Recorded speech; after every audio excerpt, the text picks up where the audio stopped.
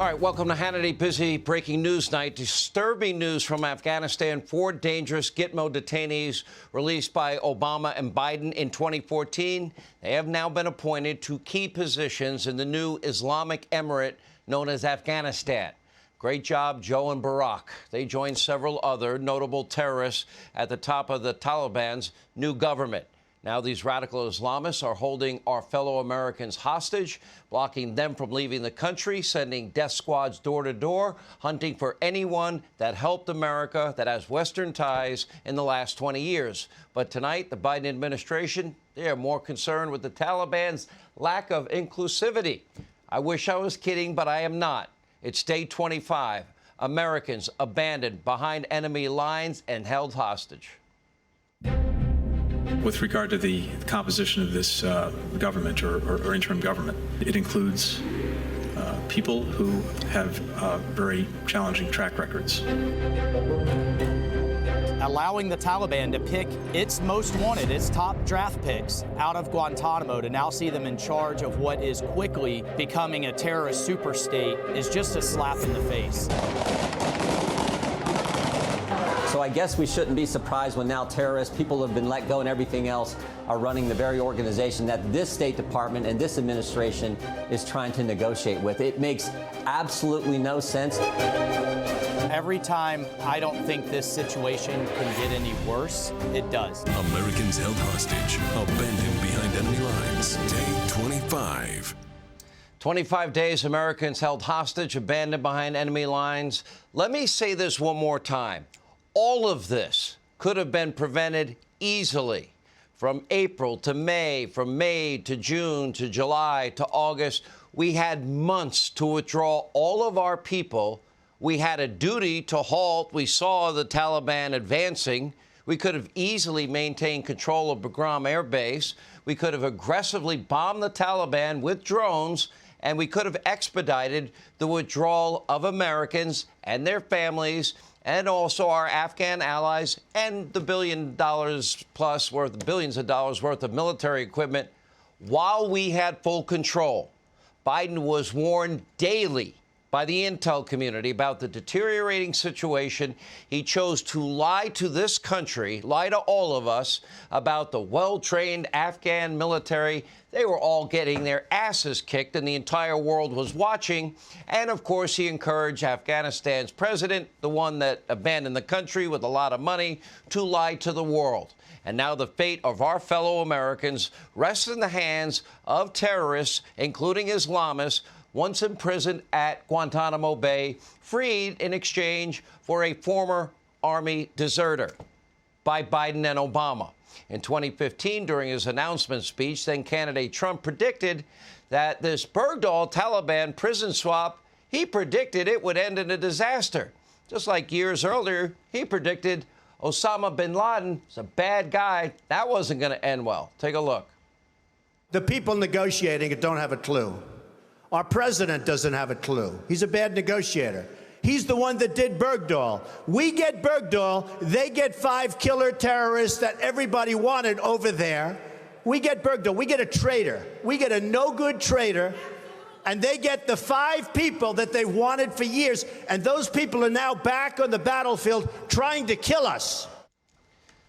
Donald Trump was right. 2 years later, Bo Bergdahl, he pleaded guilty to desertion and misbehavior before the enemy. And now 4 out of the 5 Gitmo detainees who were exchanged for Bergdahl, they are in leadership positions now atop the new Taliban government, which, by the way, will swear themselves in, I believe, on the 20th anniversary of September 11, 2001.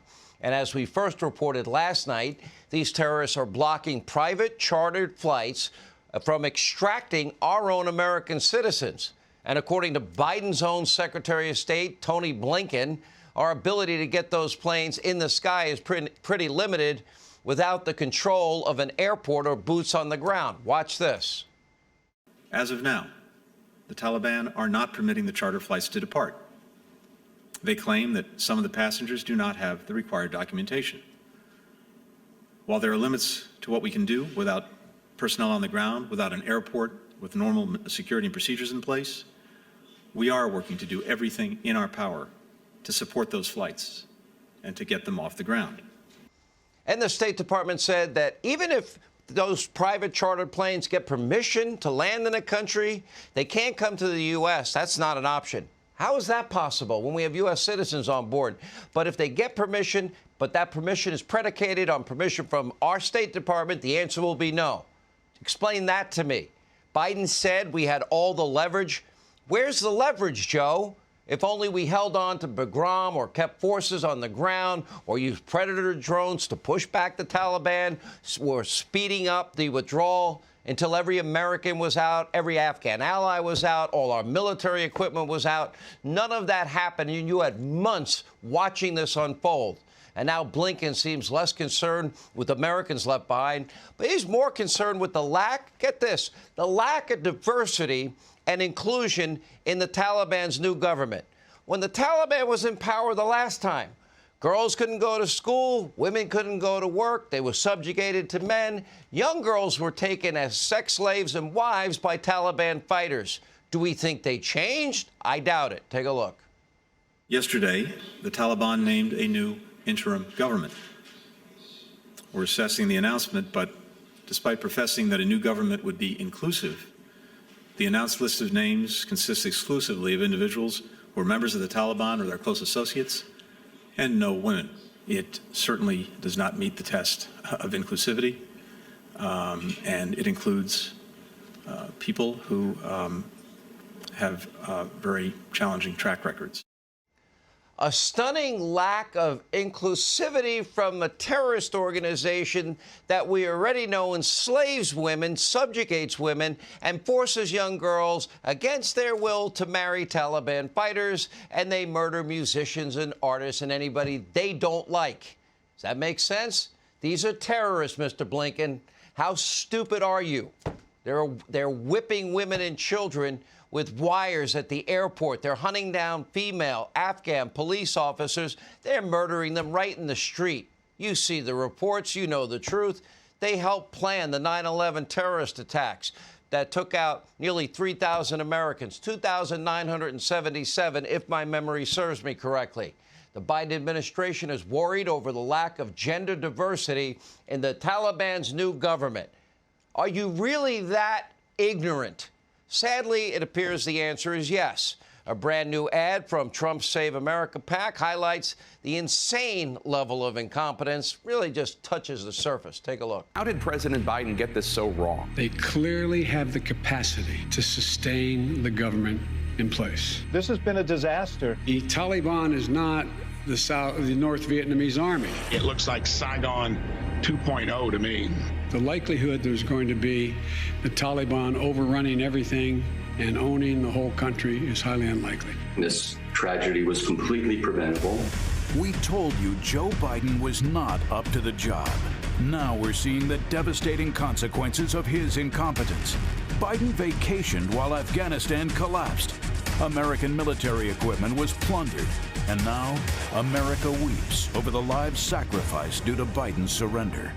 And Joe Biden was still telling us one of the best trained armies in the world, one of the best trained militaries in the world, after the Taliban had the Afghan military army in full collapse and had taken over 60% of the country.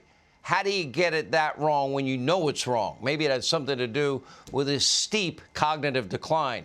Joe Biden seems to have a hard time speaking, thinking, walking, and doing any basic function at this point for himself. So his staff of social justice warriors, they seem to be calling the shots. But don't take my word for it. Just look at this other strange moment from Biden earlier today. Take a look. Now, I'm supposed to stop and walk out of the room here. I'm going to stop. But with your permission, I'm going to walk into the room because I want to say hello to all of you. Thank you. And I know we don't call them tornadoes anymore either. It stopped being funny a long time ago. Now hundreds of Americans are held hostage. 13 brave American heroes are dead because of that guy's incompetence. One Gold Star mother invited former President Trump to her son's funeral, not Joe Biden. You have all these 9/11 families saying, don't come to our memorials on 9/11. And this mother says that Joe Biden has blood on his hands. In a social media post, she called Biden a weak human being and a traitor. Joe Biden truly is a weak human being in every way, physically, mentally, morally. And now a vast majority of Americans seem to agree. A new Democratic-leaning YouGov Economist poll has Biden's approval rating now below 40%, with an oversampling of Democrats of 10%. Hey, Sean Hannity here. Hey, click here to subscribe to Fox News YouTube page and catch our hottest interviews and most compelling analysis. You will not get it anywhere else.